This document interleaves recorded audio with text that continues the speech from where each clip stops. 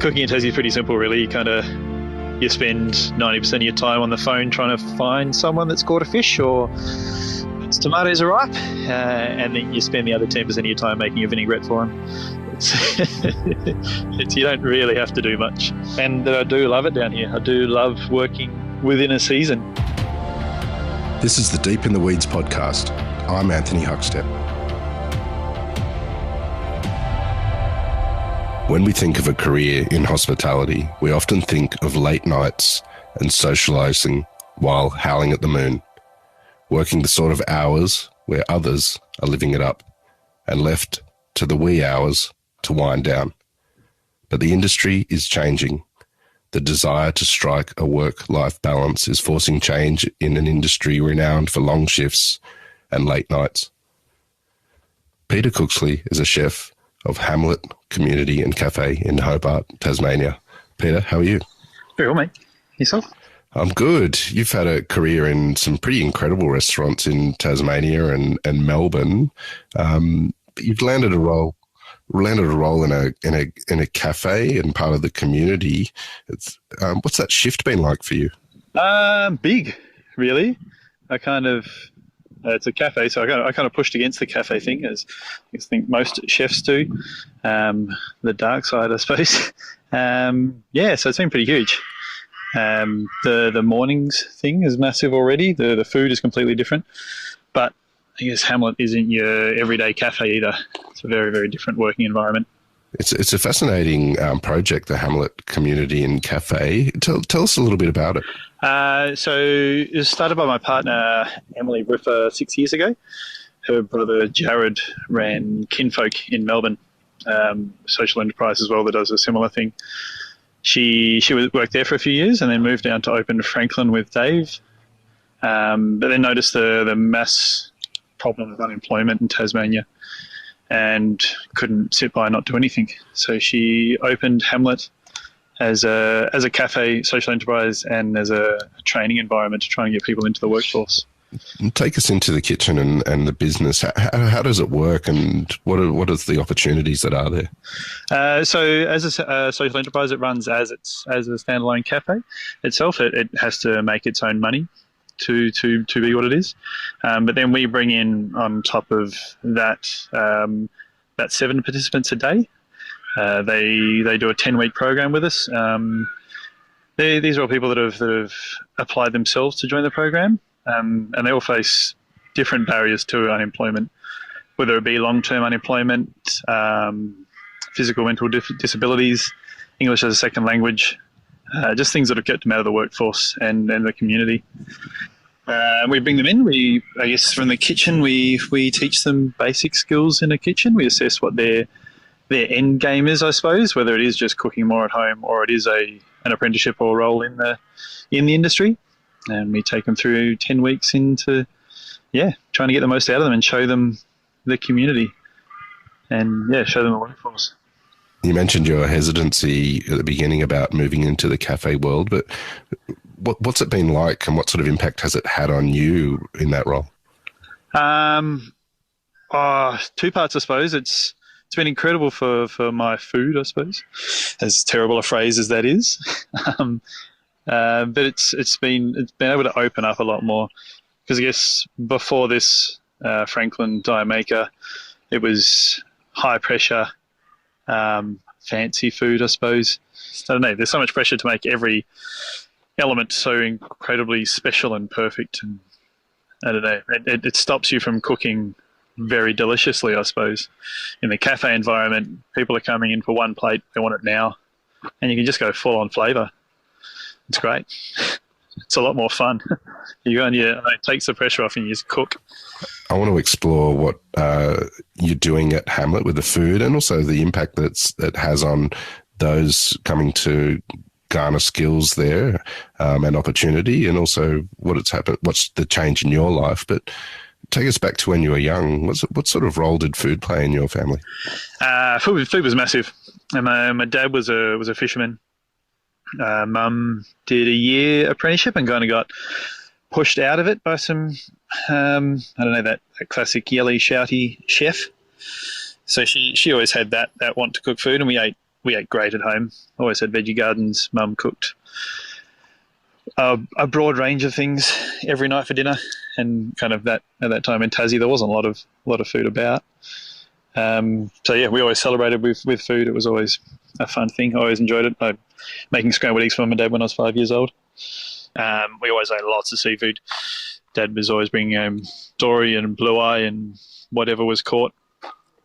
And yeah, I guess it was always there. Big Christmas family things. Nothing too out of the ordinary from an Australian table, but I don't know. It was always important to eat well. I was always, going to move into doing that myself when I got older. What triggered the move to a career in hospitality for you?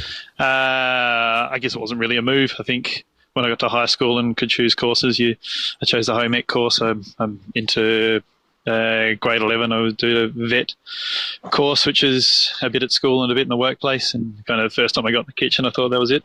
I was in. I went to take an apprenticeship at a pub. It was pretty rough. My mother told me to maybe have another look around, and I started in a bit of a fine diner instead. But learned some fun things in the pub while I was there. Well, do you have any stories of those early years, from the pub and when you went to a fine diner and what that world was like for you? Well, yeah, the fine diner I moved into was the Henry Jones Art Hotel. My mum was a waitress there. I started on the little pastry section under someone that's been on the podcast before, I think, Ian Todd. And it was, I don't know, I was 17. I kind of left school straight into cooking. It was like life changed within a day. All friendship group was different. I was instead of hanging around with 16, 17-year-old kids, I was hanging around with 30-year-old cooks riding mountain bikes and, just 100% into that life. I remember, I'd stay until the night porter came on, which was like an hour or so after all the chefs left. So I'd very, very fond memories of making the biggest, most expansive panini sandwiches I could when everyone let their sections open, and then helping Mum polish cutlery. Kind of into that massive work hour week from a very early age in it, I think. Set me up for a few years of probably not making the best choices as far as work hours go. It was kind of what was done at the time. 100 hours a week was what was somewhat expected. It was nearly like a challenge to do that. In the early years, you spent some time in New Zealand as well. How different was that to what you had experienced so far in the hospitality sector? It was fun. I just finished my apprenticeship and I went over initially to work at Mungle's bike shop. I wanted a break from cooking and got there and realised I couldn't really work on bikes and couldn't do anything but cook. So I got really lucky. Wellington was a really cool time to be there. The hospo scene was super tight. A easy step up from a small town of Hobart to go there, and inducted into a really cool hospo family. I can't remember the name now, but the restaurant I worked at was a Crazy Horse, and they had a pizza shop called Scopper and another place up the road called Duke Carvel's. And it was just, I don't know, from knowing everyone in an industry in your town to being thrown into a bit of a party and, kind of dropped on the pass when I'd just been an apprentice on larder sections in a steak restaurant. It was great. Scary, being away from home for the first time and, living by yourself for the first time. You've been a part of this amazing evolution of food and restaurants in Tasmania, and in the early days you were with Sauce and Ethos. Take us into those kitchens. What sort of impact did they have on you? Interesting. I guess two very different places and learned very different things. Ethos was heavily the early days of, not early days, it was very produce driven, I suppose. Probably not in the same way I am now, but I don't know. We tried a lot at Ethos when I was there. We might not have had the right direction, but we had the right ideals, I think. Mona was the other end of that spectrum. I learned a lot off Philippe. It's the first time I've been exposed to like very hardcore European techniques. We had a crazy kitchen. It was a $200,000 induction island in the middle of the kitchen. Philippe had worked for Alain de Rose and in Three Stars in Paris, and I'd never ever seen that cooking before. So that was really cool. But then I guess with that technique, there was no connection to any produce. We're flying in white onions from Chile and mushrooms from France, and which is cool to see. But I think what ended it for me there was just over the top. It was a David Walsh birthday, I think, and just being meat, having hung up in a museum and being thrown out, just kind of hit me the wrong way. Needed to get away from that again and find produce, find people growing things.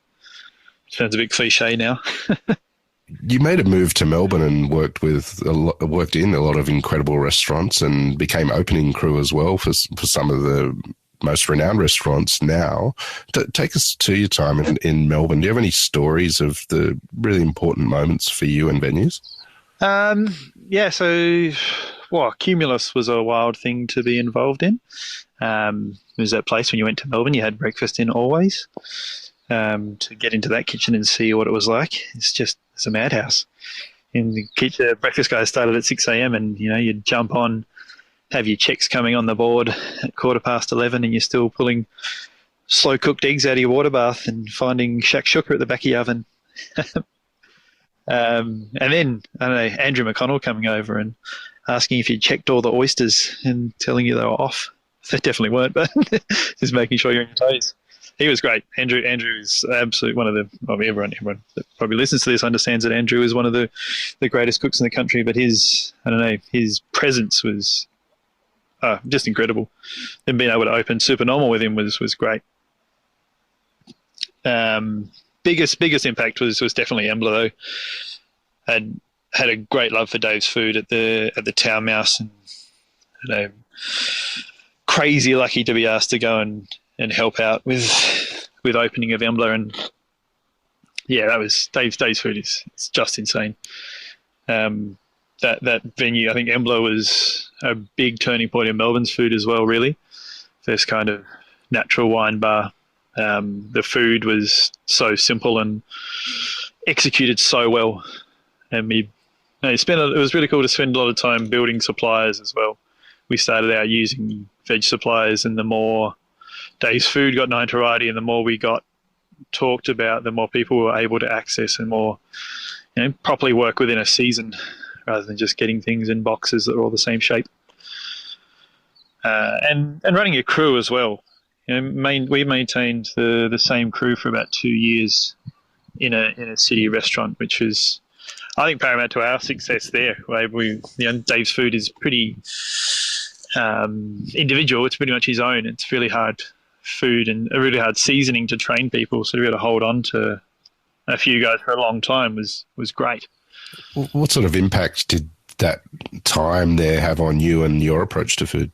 Absolutely. Totally changed the way I look at things. I think, a simple thing, but like Dave's aromats, use of hard herbs and garlic and lemon, you kind of, learned a lot working for McConnell, but working at a place as big as Supernormal, you kind of lose sight of those things a little bit, the little small elements that mean so much at the end. So Dave really brought that back. And, just an absolute eye for detail and intenseness at all times. Huge. And a first introduction to wood fire cooking as well. You spent some time travelling before returning to Hobart, but what sort of influence did travelling and Canada and Europe have on you and what you do? It was big. It was all that pressure in that time at Embla. We were kind of every service there was someone looking at you. Every service there was someone Instagramming or reviewing or doing something, and somewhat hit a level of burnout and needed to get away, needed to leave Melbourne for a while. And traveling Europe and kind of eating those things that you try to emulate in restaurants and eating them in situ, eating raw cream in Normandy poured over a boiled shark with potatoes and sorrel, eating fried whole dory and crevette gris in a little old lady's house is kind of gave me that obvious respect and understanding that things have a time and a place. That you can't kind of recreate them in a kitchen in Melbourne. There's some things just need to be left where they are. It gave me a lot of time as well. In Canada, I spent a month baking with friends that had just opened a really cool bakery on Salt Spring Island in British Columbia. And at that time, it was the first time I can remember seeing a season go through, seeing berries come from flowers into berries and seeing moon phase go through and being able to look up a bit, I suppose. What brought you back to Australia? It was always kind of the plan, I suppose. Again, there was maybe an idea of staying in Europe, but I didn't really trust my skill set at that stage. And probably spent too much money on wine as well. And Tassie has this magnetic draw. I'm from here, and it's always going to be home. I've kind of felt a bit of a need to I don't know, give back's the wrong word, but I felt like if I was going to achieve something and I was going to cook properly, I needed to do it in Tasmania. I needed to see. I wanted to see a Tasmanian do it, I suppose. See a lot of I know Dave Moyle, Luke Burgess come down, and incredibly respectful to Tasmania, don't get me wrong, but I kind of wanted some Tasmanians to be able to do it as well, stand up at that level. Kind of chasing that dragon a little bit. You moved back to Tasmania and to Franklin and eventually taking that over. Take us into that kitchen and what it was like for you. So I started there working for Annalise as at Lucinda Wine Bar, because that was kind of my aim. Go back to Tassie and open a wine bar or a pizza restaurant or something that was a bit kind of, white T-shirts, shoot from the hip sort of stuff. And then getting back into the Franklin kitchen, seeing the produce and the relationships that have been built there, and the stuff coming through the kitchen every day, and seeing that massive big wood oven that Moyle had built, it was too hard not to kind of want to sink my teeth into it. And then given the opportunity when Annalise moved on to have a crack at running it, it was, in hindsight, maybe not the best decision for myself and for mental health. I'd learnt those lessons going overseas, that doing those crazy hours. We were only open at dinner at Franklin, but when it's on your back, you find yourself in there at crazy hours doing silly things, picking up eels from the airport at 6 a.m. and trying to kill them before anyone gets in the kitchen to see you dropping them on the floor. It was great. It kind of ran into that big C word timing.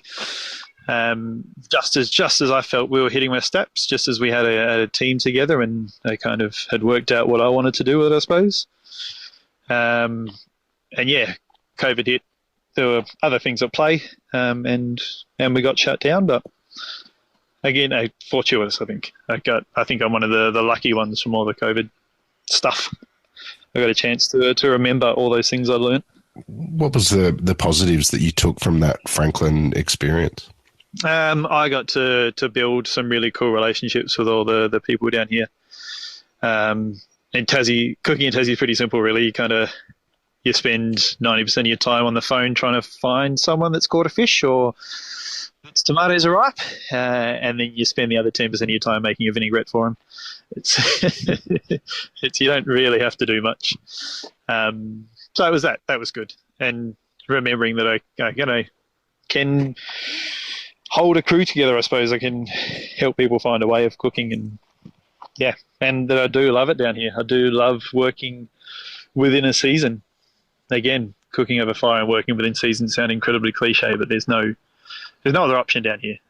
You can't cook good food without doing it. You can't try and chase boxes of things down here. Doesn't happen.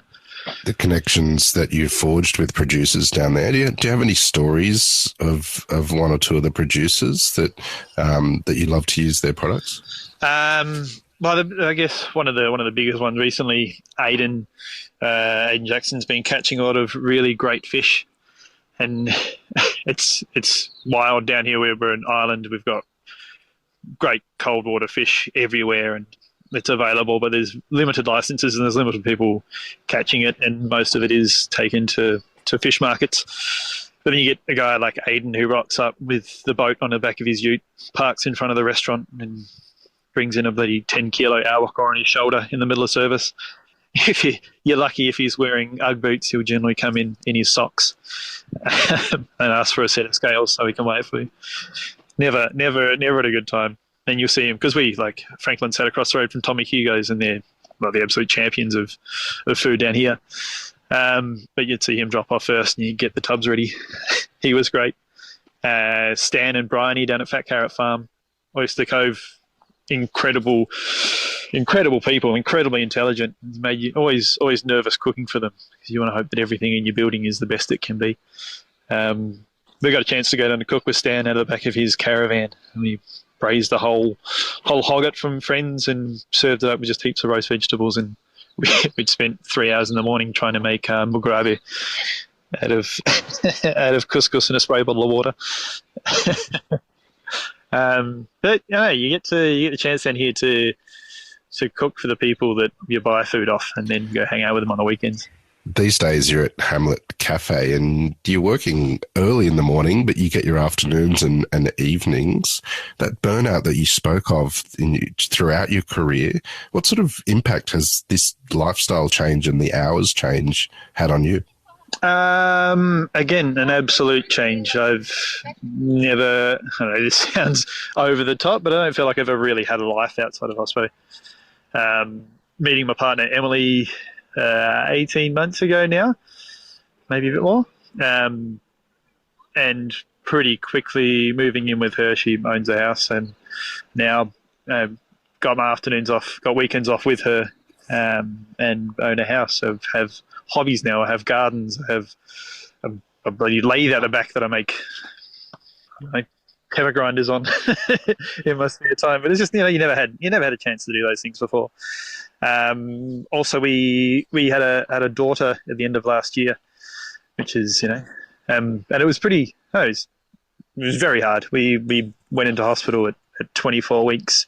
My partner was on bed rest from 22 weeks. Had a lot of complications, and ended up spending 95 days in hospital, and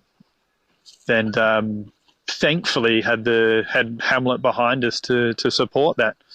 And it's such a, not just with the work we do for people that are facing barriers, but for the staff itself. We're able to Cameron Perry, the head chef, he's one of the greatest people I've ever met, and definitely one of the best chefs in Tasmania, but just such a lovely person. He allowed me to have all that time off. I spent the 5 weeks in hospital with Emily before Polly was born, and he would bring us lunch and dinner every day. And then, now that we've finally got Polly home, we've had her home for a while now, but able to spend those precious afternoons and weekends with her and watching her grow, it really makes me just not believe how people in hospital can do it. Working, I can't imagine working 80 hours a week and having her at home, seeing her for a couple of hours on a weekend. Just, not a possibility. Not something I'd ever do. That's a really hard entrance into life for her and your family. What sort of change has it changed your perspective of what's important moving forward? Yeah, totally. It's don't want to do nights again. It's hard to say as well though, because that pull of cooking dinners is always there. Like you said, cafes are great. You can kind of cook whatever you want, and it's fun and fast and delicious. That pull's always going to be there, but I'm not going to attack that in a crazy way ever again. I'm not going to try and cook those massive hours. If I do go back into nights, it'll be just a couple. Maybe there's so much more importance in the rest of life. You mentioned a bit earlier when you were a head chef that part of your role was about helping people find a way, and you're in a role now which is, it's key to what you do now. Do you have any stories of the impact that Hamlet is having on people's lives? They guess, well, from my point of view, I felt I've always liked having apprentices. I've always liked training people in kitchens, but realizing that you don't ever get a chance to actually train people how to cook. You get to teach someone how to cook an element on a plate, to make a puree, to poach something perfectly, but it's that one element. At Hamlet, we're taking someone And seeing just the sense of achievement on someone's face when they've learnt how to dice an onion, learnt how to wash a potato, how to and some participants had this young kid Sean who just didn't believe in himself at all. He'd curse himself at the end of every shift. He'd do like a 3-hour shift, and he would just be so upset with himself. And just see slowly building confidence, and not even training, just conversations. A lot of the people that are at Hamlet, they either live with their parents or they live in assisted accommodation, and they don't get a chance to chat with people. And you chuck them in a kitchen with 3, reasonably funny, happy-go-lucky chefs, and you just get so much out of them. You see this person change, and then Sean made it into the program and came back in a couple of weeks later with this crazy, cheesy grin on his face, and he just got himself full-time employment as a kitchen hand. And there's no score out of 20 or publication that can give you the feeling of seeing someone whose life has completely changed. Someone who's able to, pay rent, get their own house, buy themselves dinner. You look back at cooking meals that you charge people $140 for food, and you just, honestly, fuck that. It's not for me anymore. You mentioned the lengths that you went to for dishes and cooking in some of the great restaurants of your past, but how different your cooking is now. Tell us about your cooking now, and do you have any dishes or change that you can tell us about? Well, with the intense seasonality of Tasmania, we have this September, which was just blank. It's grey, and you might have some cabbages or potatoes. So as part of Hamlet, and to offer more opportunities for training, we've started a condiment co. So we, through the summer, it's kind of one of the 3 of us in the kitchen's job every day to process food and get things into jars and cans, so that we do have that fun time in winter. And that's definitely something I picked up from Dave. He preserves incredibly well. So my cooking now is just, building a pantry, building delicious things, lacto fermented or confit, or we've got a pressure canner now, so we're canning a lot of mackerel and tuna and rillettes and things, and it's kind of, allowing more time to train by having things on the shelf. Now like I said earlier, Tasmania is about building a relationship, getting vegetables and making a vinaigrette. You kind of open a jar of pickles now and put it on Stan will bring us great wombox, and we'll put a bit of pickle something on top of those, some green harissa on it, or whatever we've got at the moment. Just makes life a whole lot easier, and you're also able to use up those small batches of things that come in. A lot of these farmers down here, and a lot in Hobart, are just in backyards, so you might get 20 of one thing. Instead of trying to test and stuff around to find something that might work, you cook it nicely, you put something yum on top, and I kind of now eat at home the same way I cook in the cafe. You've had the most incredible shift in your career, but you're having more impact than you ever have. What do you love about what you do? Like I said, I love exactly that, the impact. Being able to visibly see that you're doing something. I think it's very hard. Funny thing as well, like I said, to do a bit of woodwork at home now. That was incredible because it's a tangible thing. I don't think you really get that in cooking. You build a reputation, people have a knowledge of what you do and where you've worked, but other than that, there's nothing to really, see that you've done. Spend up until now 15 years in kitchens, and not there's nothing to show for it, but now you can see people moving away from working with you, and you can see what, their life has totally changed. And, maybe some of those guys are going to do the same thing. We're also starting a series of lunches at Hamlet, and bringing down some of our mentors. We're getting Dave Verhool down for the first event in April. I'd like to cook with him for sure, but also show him what we're doing, and hopefully him and the others we get down get to see that there's a different type of perfect employee. There's people in the community that deserve a bit of a voice. but I think that's the biggest thing I've learned from Hamlet, is that it's not the barriers that the people have. It's not someone's lack of confidence or their anxiety or an illness that they might have that is a barrier to them being in the workforce of the community. It's us. It's the people that run restaurants. It's the people in the community that don't give those people a voice. It's not the individual's fault. They're not holding themselves back. Well, Peter, what you're doing is absolutely extraordinary and the impact is incredible. It's an absolute honour to have you on Deep in the Weeds today to hear your story. Please keep in touch and we'll catch up again soon. Awesome. Thanks so much, Huck. This is the Deep in the Weeds podcast. I'm Anthony Huckstep. Stay tuned as we take a deep dive into the lives of the incredible people who ply their trade in the food and hospitality sector. Special thanks to executive producer Rob Locke for making this all happen. Follow us on Instagram at Deep in the Weeds Podcast or email us at podcast@deepintheweeds.com.au. Stay safe and be well.